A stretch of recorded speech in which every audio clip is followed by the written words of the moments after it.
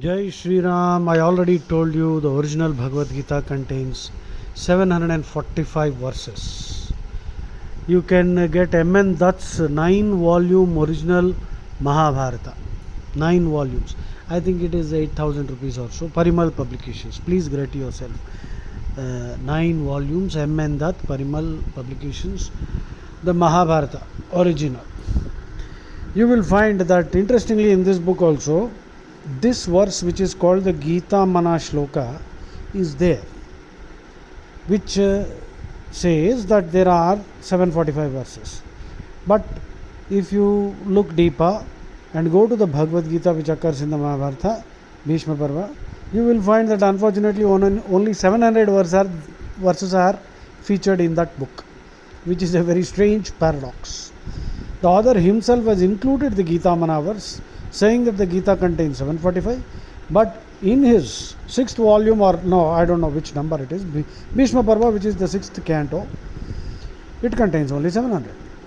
So, either the author was unaware of his omission, or perhaps he didn't really care.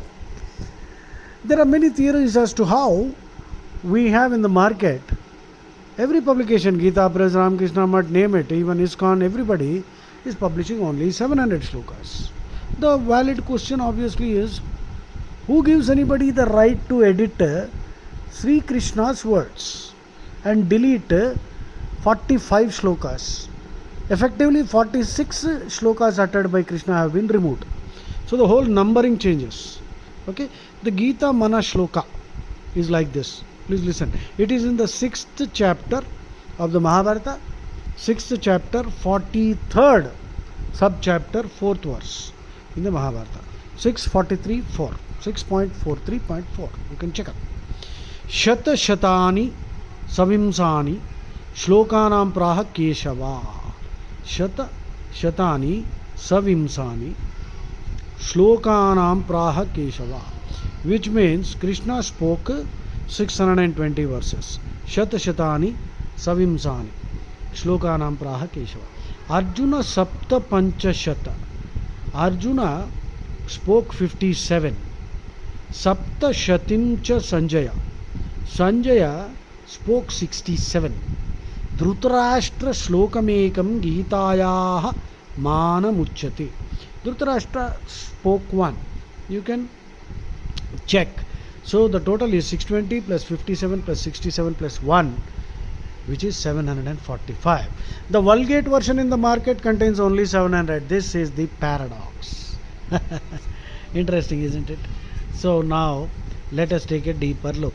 The Vulgate version, which means the common version that is available in the market, has 574 spoken by Krishna, 84 of Arjuna, 41 by Sanjaya, and only 1. That Dhritarashtra only 1. That is the first shloka. But in the original Mahabharata, again you see there are two great researchers. One is Dr. Vedavyasa, and there are many, but two main. One is Dr. E. Ekirala Vedavyasa of Hyderabad, who published a book, I think somewhere in 1980s, where he stated it is 745. And he called his book the Ancient Bhagavad Gita. And another author, his name is Sunil Kumar Bhattacharya. His book I have both the copies of Dr. Vedavyasa and Sunil Kumar Bhattacharya. And Sunil Kumar Bhattacharya took extra pains to explain each verse, and he mentioned beside every shloka as the omitted verse. So Sunil Kumar Bhattacharya's book is very, very useful for any academic research. Though of course there are slight difference of opinions between Dr. Vedavyasa and Sunil Kumar Bhattacharya, overall they do a great job, and every Hindu should make an effort, and every publication house should actually publish 745 and not ignore this as some kind of an academic exercise. Right? Okay. Now, the first chapter, first shloka, if you know, in the Bhagavad Gita, it goes like Dharma Kshetre Kurukshetre Samaveta Yutsava Samaveta Yutsava Mamakaha Mamakah Pandavaschaiva Kim Kurvata Sanjaya. So, Dr. Vedavyasa says he found the original, he found a manuscript somewhere in Gujarat. Dharmakshetre Kurukshetre Sarvakshetra Samagame. Sarvakshetra Samagame. Now, Sarvakshetra Samagame means this Dharma, this Dharmakshetra, this war of Dharma has to be fought in every kshetra. That means in everybody. Every human being will face his own Kurukshetra. That's a very deeply philosophical statement. Now, Sarvakshetra, Dharmakshetre, Kurukshetre, Samaveta, Yutsava sounds tautological. Why should Dhritarashtra ask what were my sons doing? After all, they went to battle, they will fight. So that is a tautological question. Now, interestingly, Sunil Kumar Bhattacharya says Sarvakshatra Samagame. That is, all the Kshatriyas have assembled there, which is also sounding tautological. Because after all, they are Kshatriyas. Of course, some Brahmins are there. For example, Drona, Ashwadhama. Many Brahmins are also there, and many Rakshasas, Asuras, all of them there. Anyway, that is just the first shloka. Dharmakshetre Kurukshetre Sarvakshetra Samagame. So, Jai Shri Ram. So, Dharmakshetre Kurukshetre Sarvakshetra Samagame. That means this war has to be fought in all kshetras, that is, in all people's lives, in all our lives. We all have to fight our own Kurukshetra. So that is the opening line. Okay. Now, and next, Krishna's opening verse is, Krishna is actually saying, you have no awareness, or you seem to be devoid of the discriminating ability. You have lost the capacity to discriminate. Your Viveka has got derailed because your mind is overwhelmed by the human weakness of grief and delusion due to taking pity or compassion on the kinsman approaching the jaws of death. These are profound words of Krishna. Krishna would not taunt. You see, the other verse, Prajnavadhanscha Bhashasi. You are speaking like a scholar, but actually saying things which are not making sense. Why would Krishna taunt Arjuna, who is already depressed? He won't do that, right? So that doesn't make sense. So anyway, Tvam Manushyeno Upahata Antaratma Vishada Moha Abhibhava Dvisanyaha Krupa Gruhitah Samavekshya Bandhun Abhiprapannam Mukhamantakasya. So Krishna is hinting and telling Arjuna that here I have not yet instructed you on this Bhagavat Tattvam, the Vedic knowledge, that you are actually that Tattvamasi, the Mahavakyas are there. And Arjuna, you seem to have forgotten your real self.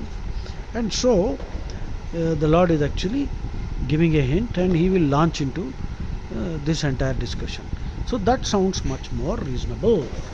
Okay, next. Adavante, Krishna is saying, that which existed in the beginning will only exist at the end, and all this which is actually unreal and non-existent will disappear. So Krishna is actually saying only the Atmas will remain. That means the Paramatma and the Jivatma will remain. But this whole of Prakriti, which is constituted by Maya, is unreal. It is like that holographic universe in quantum mechanics. Quantum mechanics will tell you that everything is in a state of flux. That's what Krishna is saying. There is no hard reality here. This is not Sat. सब कुछ खत्म हो जाएगा, कुछ बचेगा नहीं बेटा. Right? This reality is not actually real. आदावन्ते च यन्नास्ति वर्तमानेऽपि तत्तथा वितथैः सदृशा सन्तो अवितथा इव लक्षिताः. So in other words, Krishna is saying what is real today will no longer remain real tomorrow. Thus, to a person who takes care to see the events of the past, it appears that at any time once it is past, it becomes unreal like a dream. You know, Stephen Hawking said, The past, like the future, is uncertain and exists only as a stream of possibilities. Consider that. Eh? And one more rare verse of Krishna. Krishna is saying, one who thinks he does not know knows, and one who thinks he knows, he doesn't know. So that is the paradox. So if you claim to know, then it means that you don't know, and if you claim that I don't know, you know actually. Well, the Veda, yato vacho nivartante aprapya manasasaha. At some point, the Veda says, the human mind will return and confess that it's incapable of understanding the absolute reality, and without Rama's anugraham, that's not possible. So this very wonderful verse is this: Yasya matam tasya matam matam yasya na vedasaha vijanatam vijnatam avijnatam vijanatam. So avijnatam vijanatam, vijnatam avijanatam. He who says I don't know, he knows, and he who says that I don't know, he knows. Okay, it's difficult. So we will stop here, the first track. Jai Shri Ram. I'll continue. There will be a lot of series of tracks, because now we are actually doing research into the original. Jai Shri Ram.